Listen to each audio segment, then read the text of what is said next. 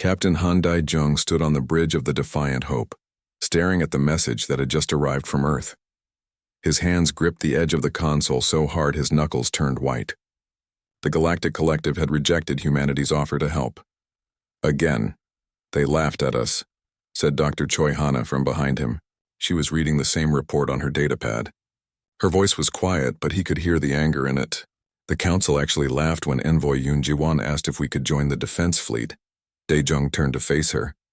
Hana was the ship's chief scientist and expert in alien species. She had studied every race in the collective for the past 10 years. She knew their strengths and their weaknesses. Right now her face showed nothing but frustration.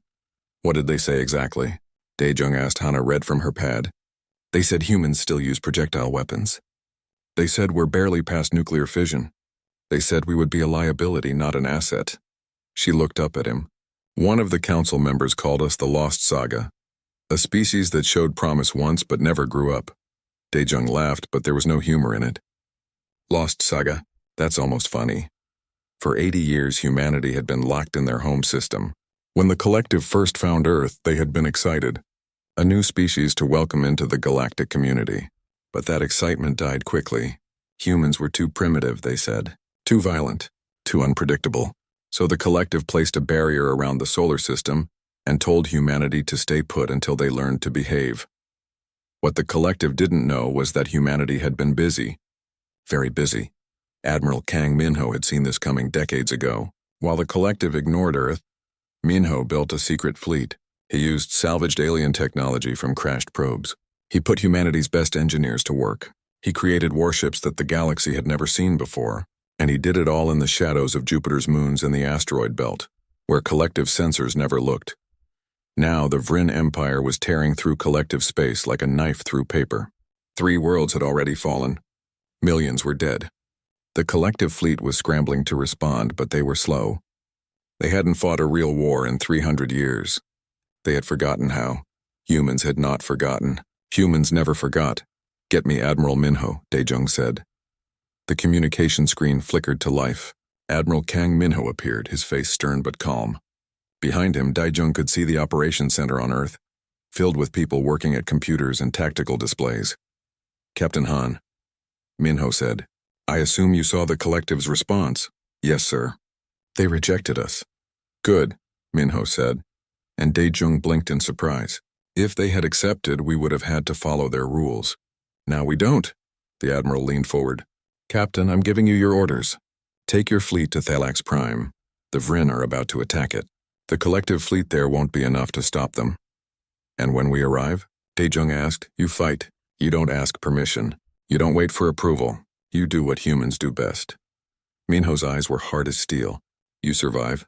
Dae-jung felt a smile cross his face. Understood, sir. The screen went dark. Dae-jung turned to his crew. They were all watching him, waiting. There were 30 people on the bridge of the Defiant Hope. Young and old, men and women. All of them had volunteered for this. All of them knew what was coming. Set course for Thalax Prime, Dae-jung ordered. Maximum speed. Send the signal to the rest of the fleet. We move in 1 hour. His first officer, Lieutenant Kim Taeyang, looked nervous. Captain, if we do this, we're starting a war with the collective. They told us to stay out of it. They're not starting a war with us, Dae-jung said. We're saving their lives. If they want to complain about it later, they can get in line.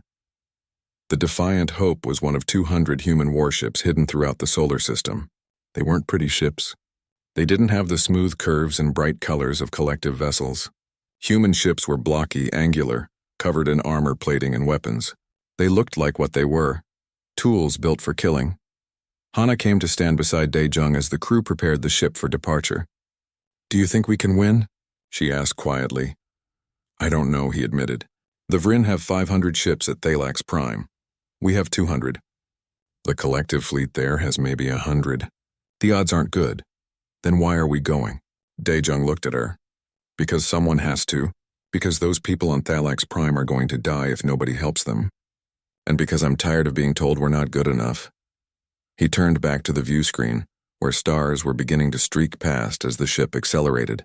The collective thinks we're primitive. They think we're reckless. Let's show them what reckless really looks like. 1 hour later, the human fleet assembled in dark space beyond Pluto.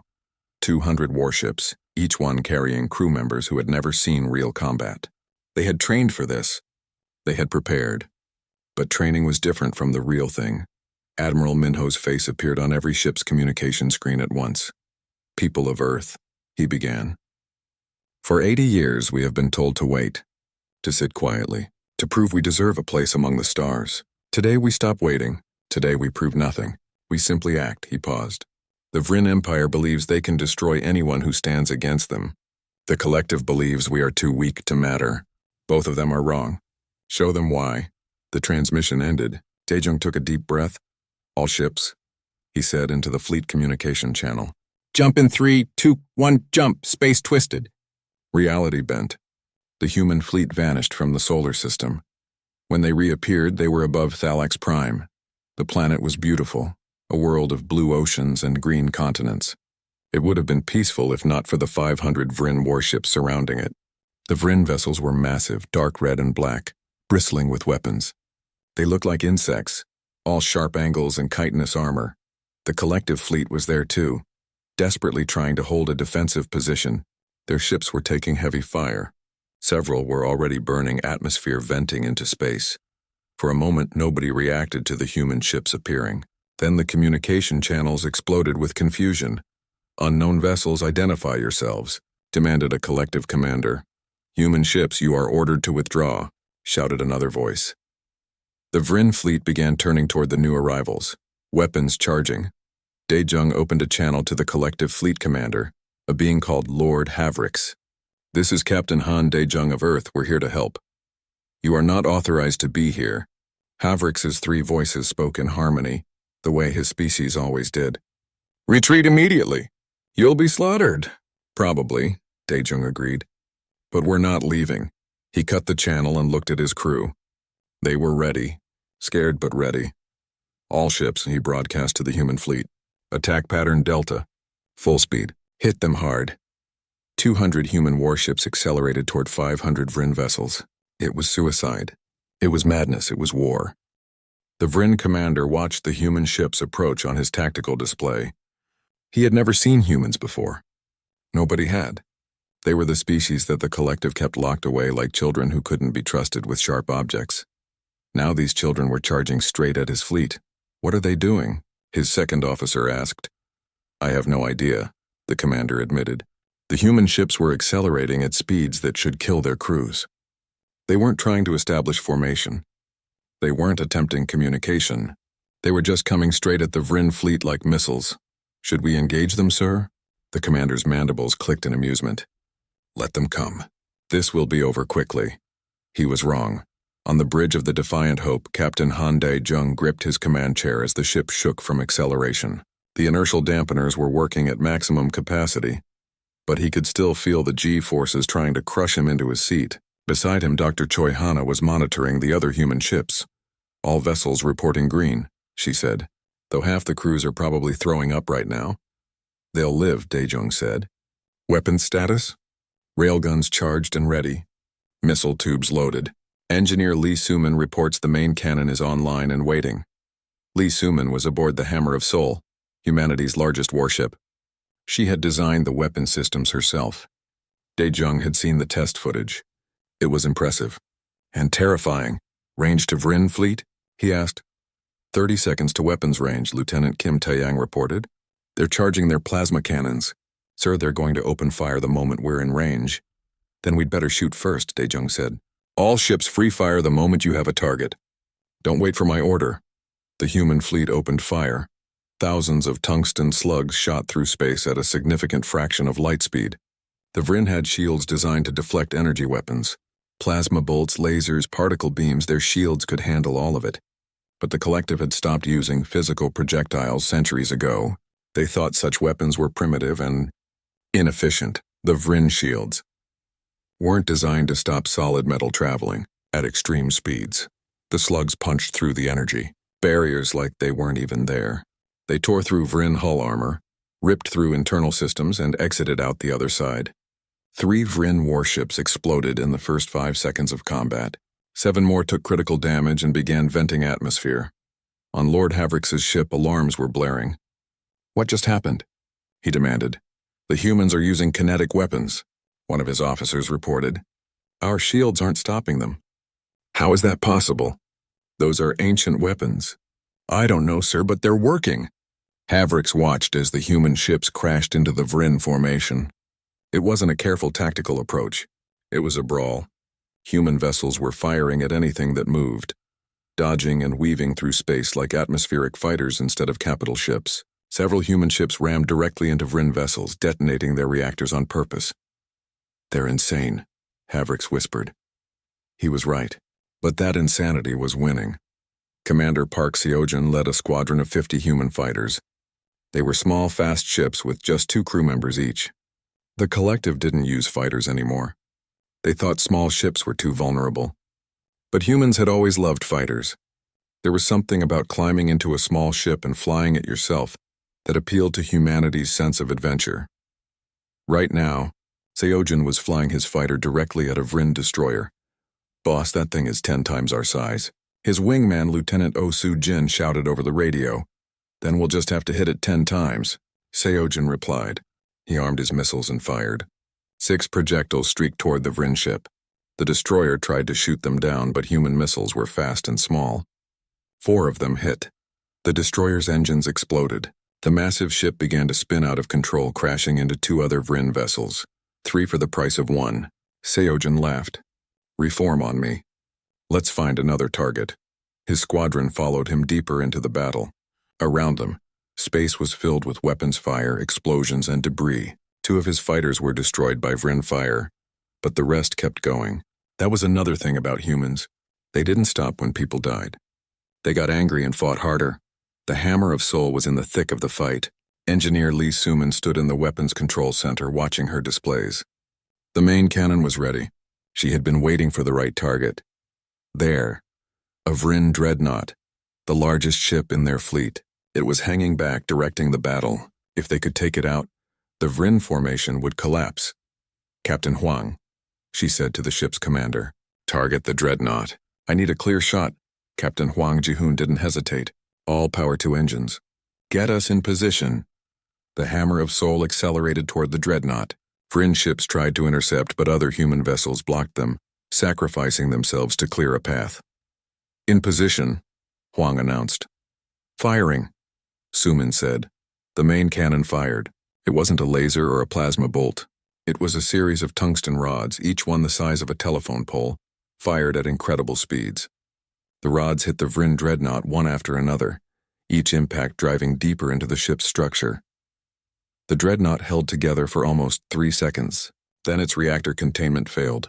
The massive ship exploded in a ball of fire that consumed 6 nearby Vryn vessels. Target destroyed, Suman reported calmly. Inside, her heart was racing, but she kept her voice professional. The battle raged for 40 minutes. It felt like hours.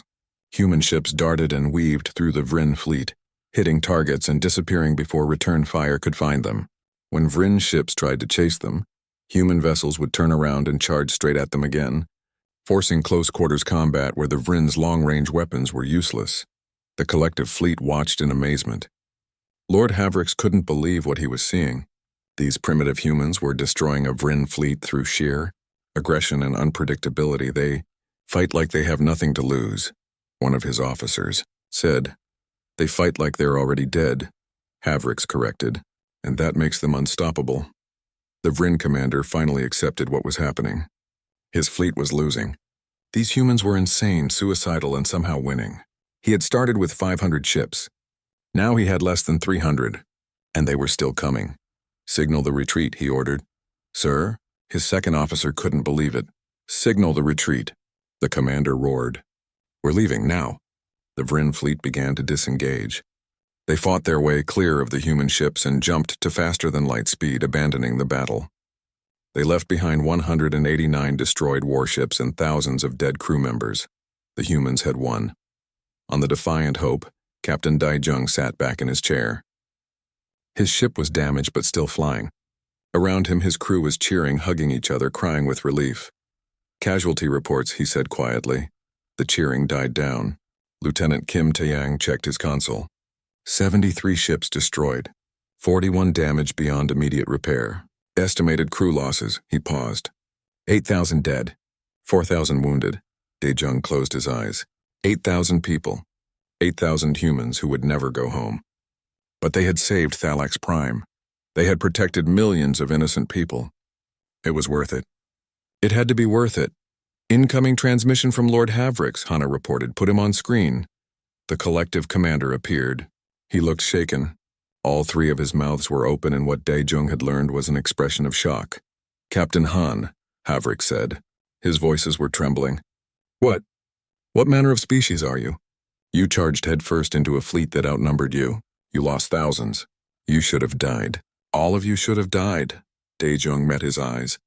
We're human, he said simply. We don't know how to quit. We don't know how to surrender.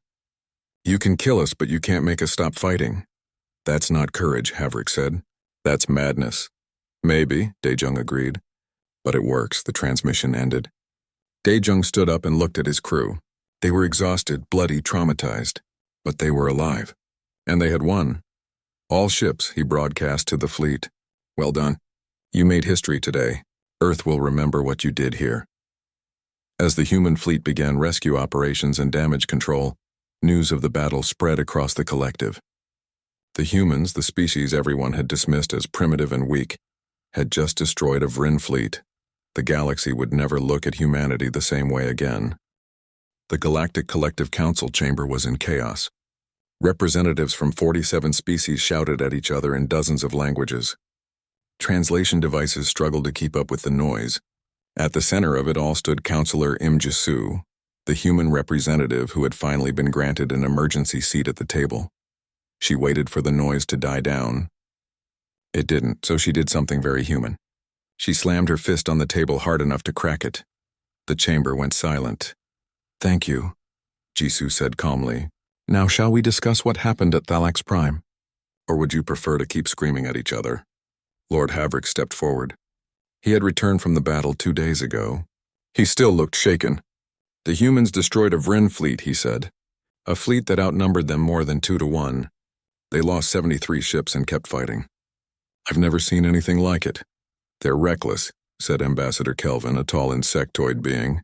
They threw away thousands of lives for a planet that isn't even theirs. They saved millions of lives, Havrix countered. My lives, my people. If the humans hadn't arrived, Thalax Prime would be ash right now. Another council member, Speaker Thorna, spoke up. She was from a race of aquatic beings who valued logic above all else.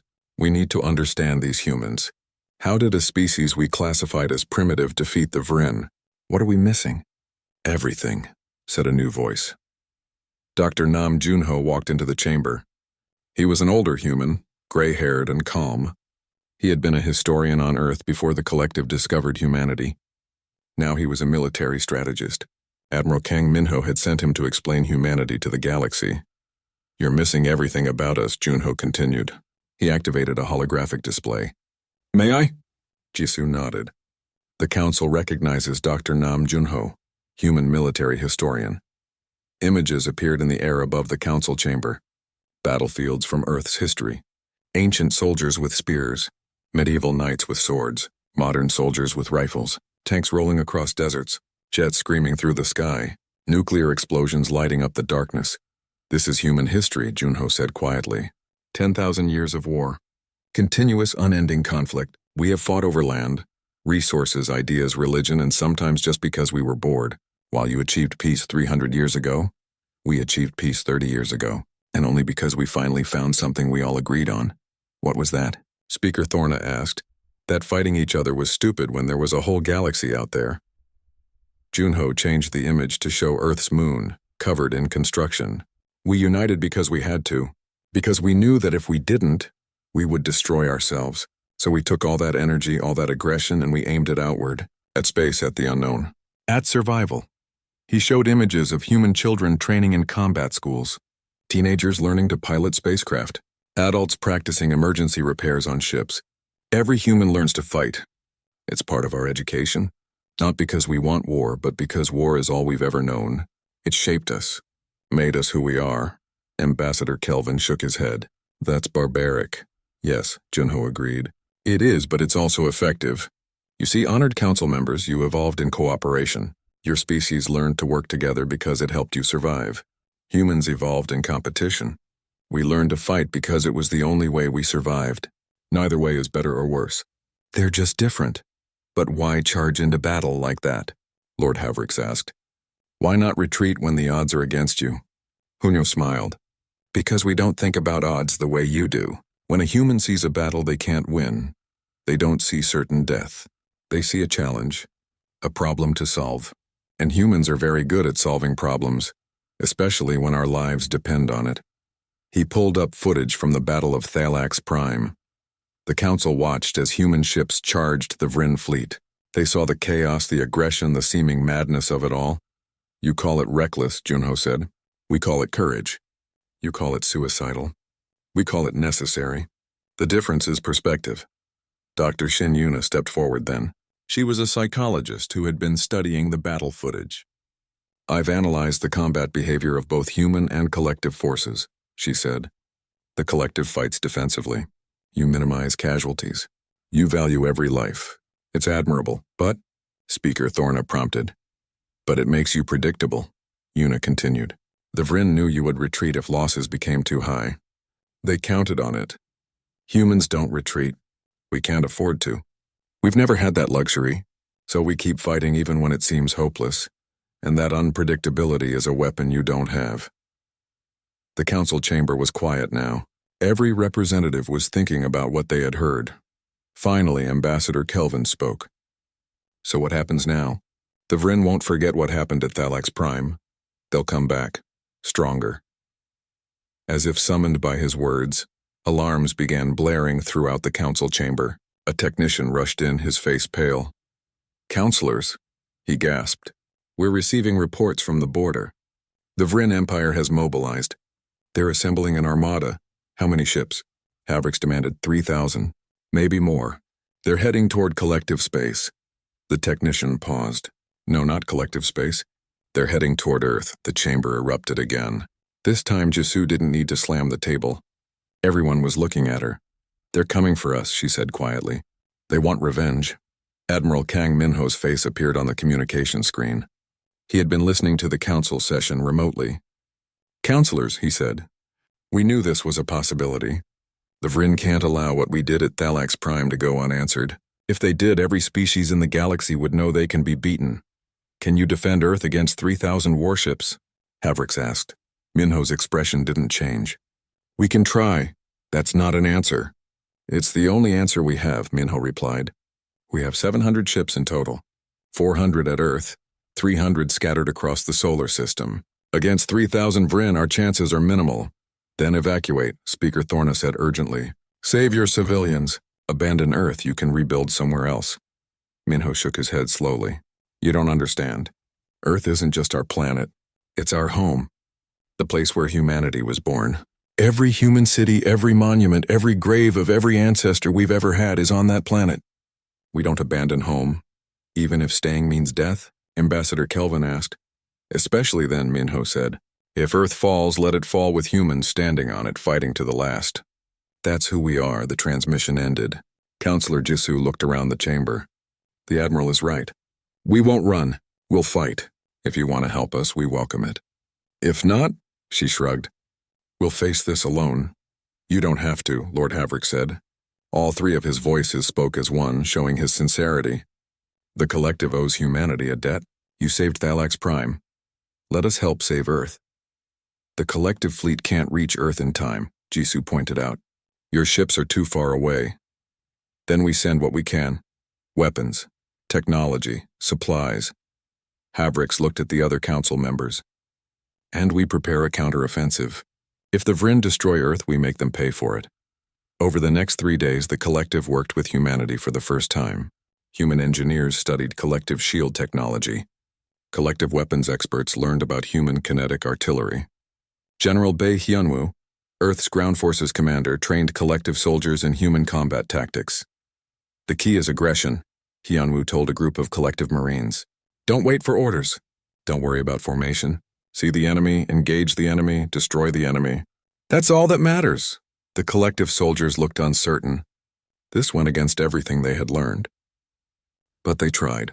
They practiced human-style assault tactics, close quarters combat, and rapid response drills. It felt wrong to them. It felt dangerous, but it worked. Captain Han Dai-jung was promoted to Fleet Admiral. He would command the Joint Defense of Earth. When he heard the news, he laughed. "I'm a smuggler," he told Admiral Minho. "I spent 20 years running illegal goods past collective customs. Now I'm in charge of defending the planet." "You're in charge because you know how to win when you shouldn't be able to," Minho replied. "That's what we need right now." Dr. Choi Hana was working with collective scientists to integrate their technologies.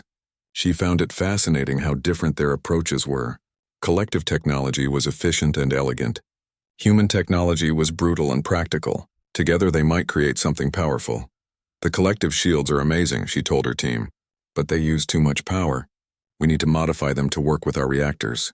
"Can it be done?" one of her engineers asked. "I don't know," Hana admitted. "But we have 3 days to figure it out, so we'd better try." All across Earth, humans prepared for war. Factories worked around the clock building missiles, railgun ammunition, and ship armor. Civilians volunteered for defense forces. Children were evacuated to underground shelters. Everyone knew what was coming. On the 3rd day, the Vrin Armada arrived at the edge of the solar system. 3,000 warships emerged from faster-than-light travel. They were massive, dark, and terrifying, the largest fleet ever assembled in known history, and they were all headed for Earth. Admiral Minho stood in the command center watching the tactical display. Lieutenant Quan Mira watched the Vrin fleet approach on her sensors. She commanded Defense Platform 7, one of 400 orbital stations surrounding Earth. Each platform was essentially a floating fortress, bristling with weapons and covered in thick armor. They had been built in secret over the past 50 years, hidden among the thousands of satellites and space stations that orbited the planet. Now they would finally be used for their intended purpose.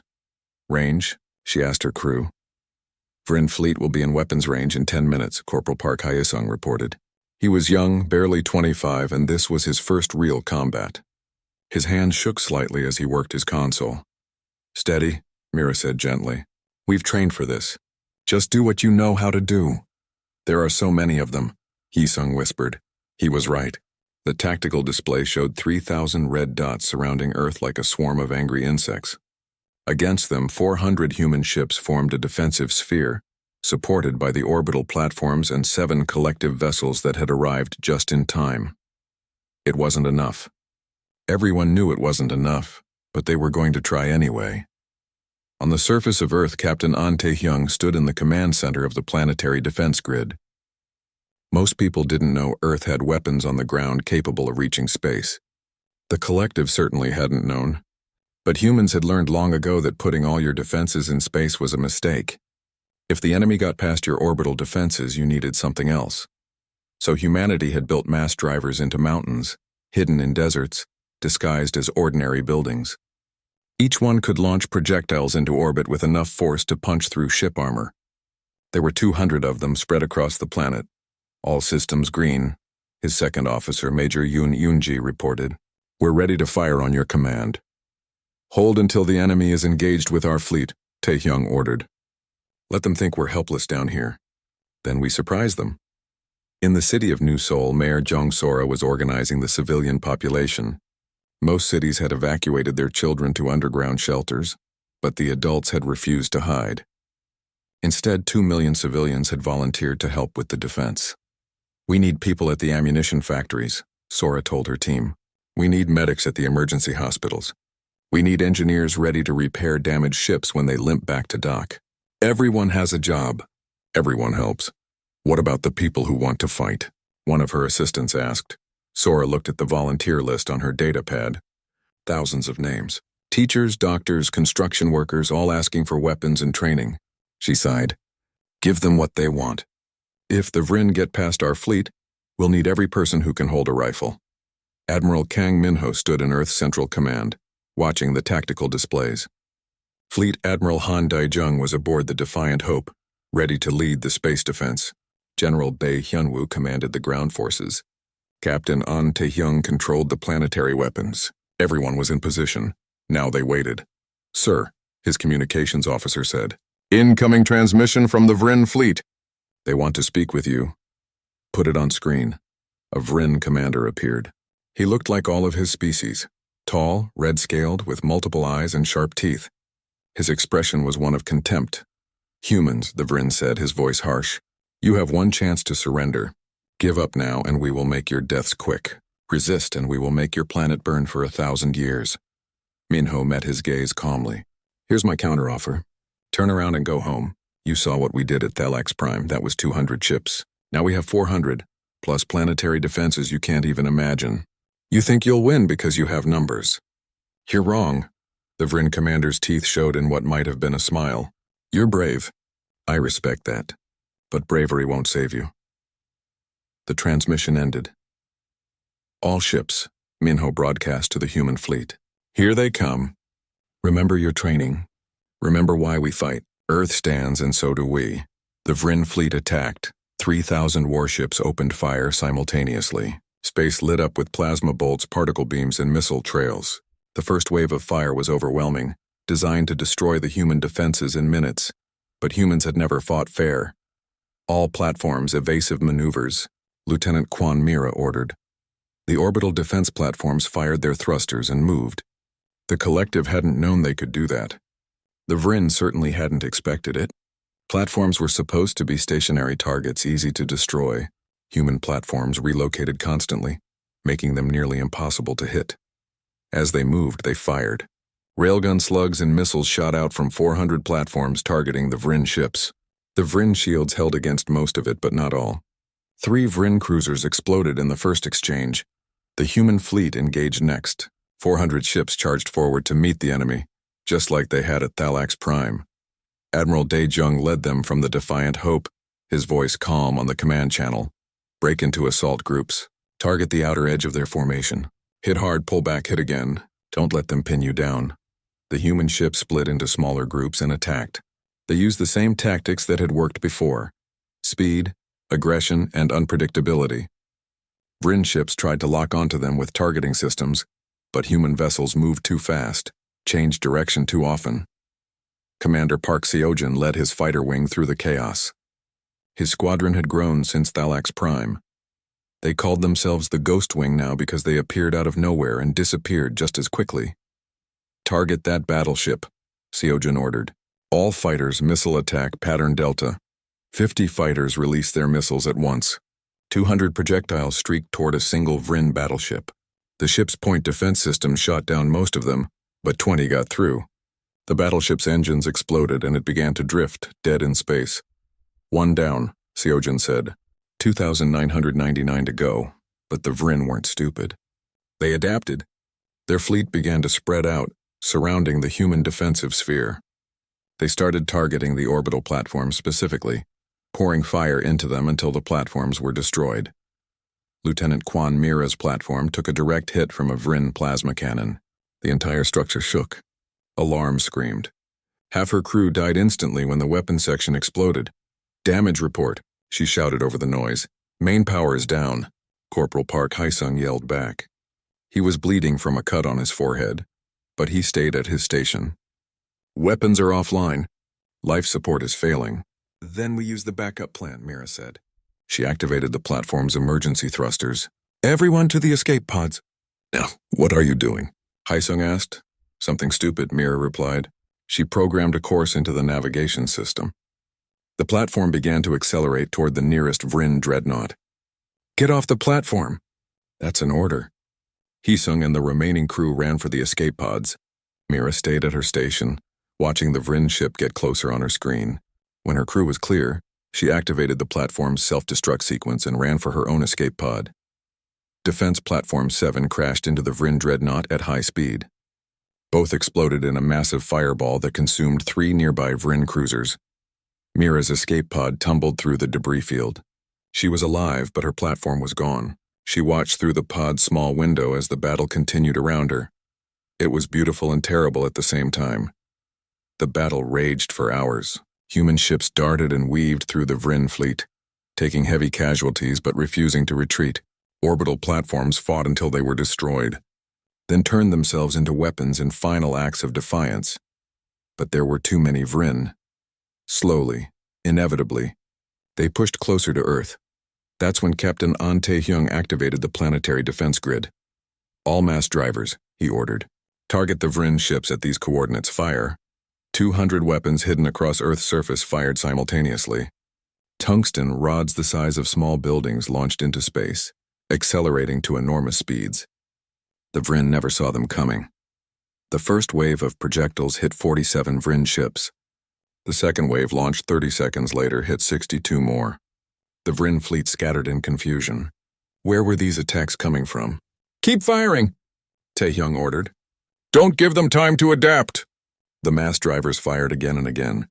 Each shot took time to reload, but there were 200 of them spread across the planet. As soon as one fired, another was ready. The Vryn found themselves under attack from the planet itself.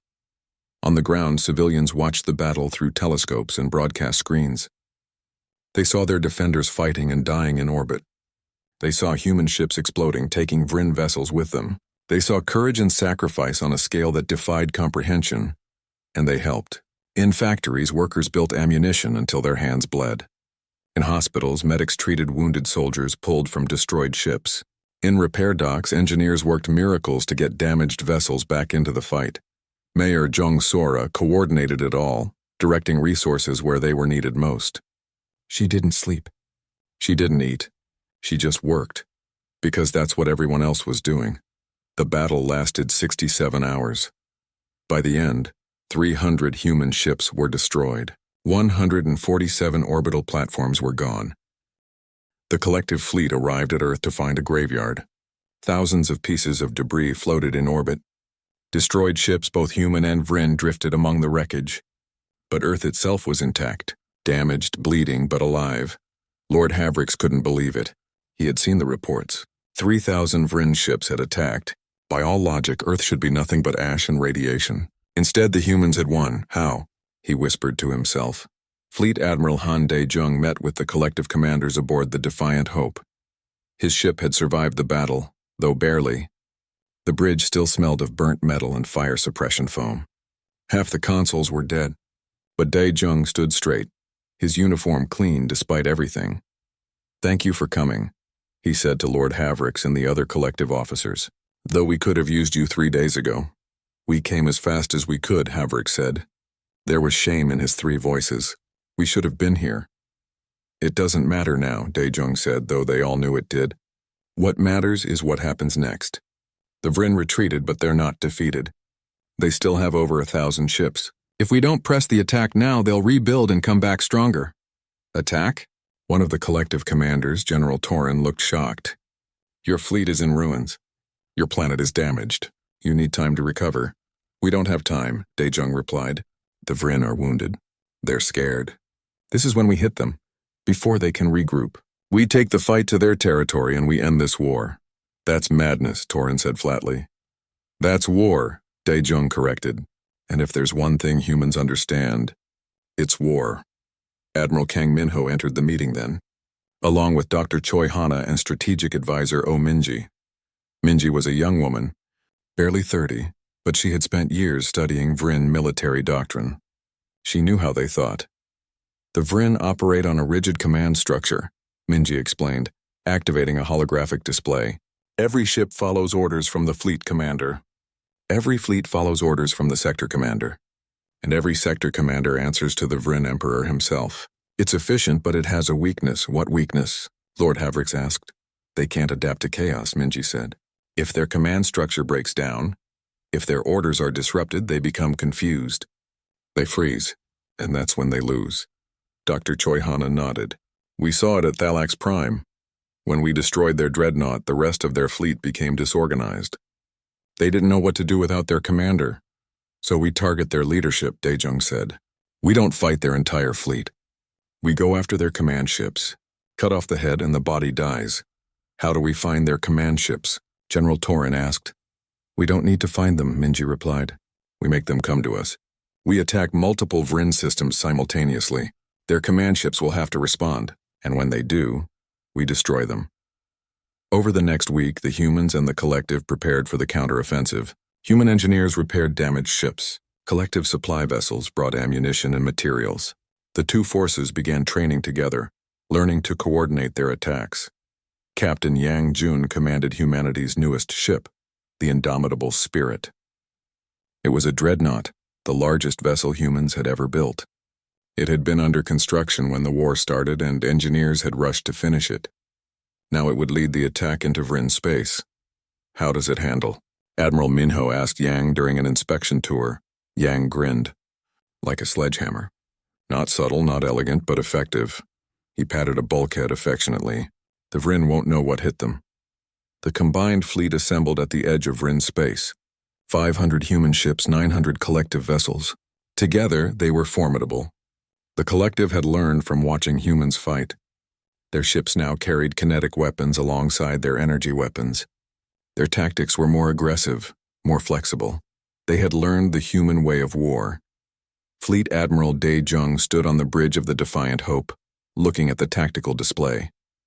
14 Vryn systems were marked as targets. His fleet would split into multiple groups and attack them all at once. "This is it," he said to Dr. Choi Hana, who stood beside him. "Everything we've fought for leads to this. Are you nervous?" she asked. Terrified, he admitted. "But I'll do it anyway. That's what humans do." The fleet jumped into Vryn space. The first target was a system called Karvith. It was a fortress world, heavily defended, important to the Vryn Empire's logistics. Captain Yang Jun led the attack with the indomitable Spirit and 200 other ships. The Vryn defenders were waiting. 300 warships surrounded the planet, weapons charged and ready. When the human collective fleet arrived, they opened fire immediately. "All ships advance." Yang ordered. "Don't give them time to organize." The indomitable Spirit led the charge. It was massive, heavily armored and covered in weapons. Vryn fire washed over its shields, but the ship kept coming. Its main guns fired and a Vryn battleship exploded. "Target their command vessel," Yang said calmly. "All weapons fire." The Vryn command ship tried to retreat, but it was too slow. The indomitable Spirit and a dozen other human vessels focused their fire on it. The command ship's shields collapsed, then its hull. It broke apart in a massive explosion. Just as strategic advisor O Minji had predicted, the Vryn fleet became confused without their commander. Ships stopped coordinating their fire. Some tried to retreat while others stayed and fought. The organized defense fell apart. The human collective fleet tore through them. Commander Park Seojin's fighter wing struck at another target system. He had become famous after the defense of Earth. People called him a hero. He didn't feel like one. He felt like a survivor who kept getting lucky. "Ghostwing, form up on me," he ordered. His squadron of 70 fighters approached the Vryn mining colony of Hesh. It wasn't heavily defended, just a few patrol ships and defensive platforms. Easy target, but easy targets could still kill you if you weren't careful. "Remember the plan," Seojin said. "Hit the command center, destroy the communications array, then get out. We're not here to occupy, just to disrupt." His fighters swept through the system like a storm. They destroyed the communications array first, cutting off the colony from the rest of the Vryn Empire. Then they bombed the command center, leaving the colony in chaos. "Mission complete," Seojin reported. Ghostwing returned to base. They had been in the system for 12 minutes.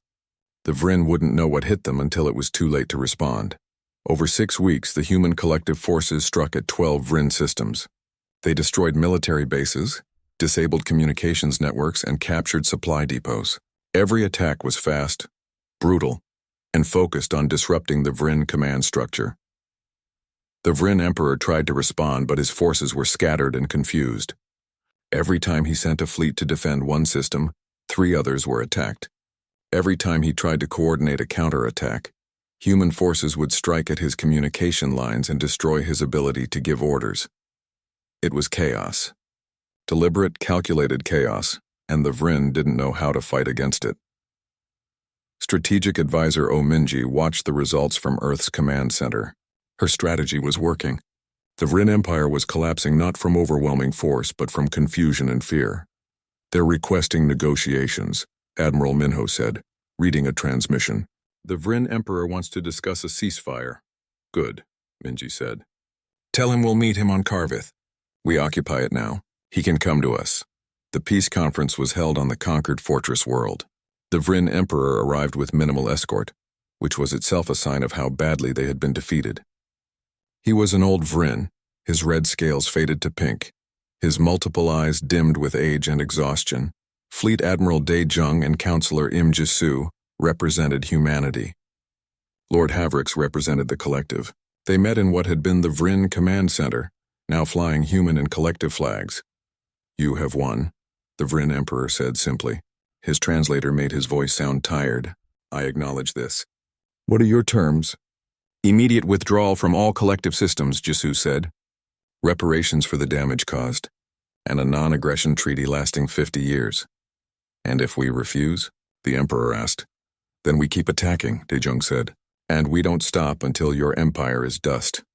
The Emperor looked at him with all his eyes. "You would do it, wouldn't you? You would destroy us completely." "If we had to," Dejung admitted. "But we'd rather not. We're not here to conquer. We're here to stop you from conquering others." The Emperor was quiet for a long moment. Then he nodded slowly. "I accept your terms. The Vryn Empire will withdraw. We will pay reparations. We will sign your treaty." He looked at Dejung. "But tell me something, human. How did you win? Our fleet was larger. Our weapons were advanced. We should have crushed you." "You thought war was about firepower," Dejung replied. "We know it's about willpower. You thought victory came from having the biggest guns. We know it comes from having the strongest spirit. You were willing to fight until the cost got too high. We were willing to fight until we won or died trying." He paused. "That's the difference between you and us." The Treaty of Terra was signed 3 days later. The Vryn Empire withdrew from collective space. The war was over, but the galaxy had changed.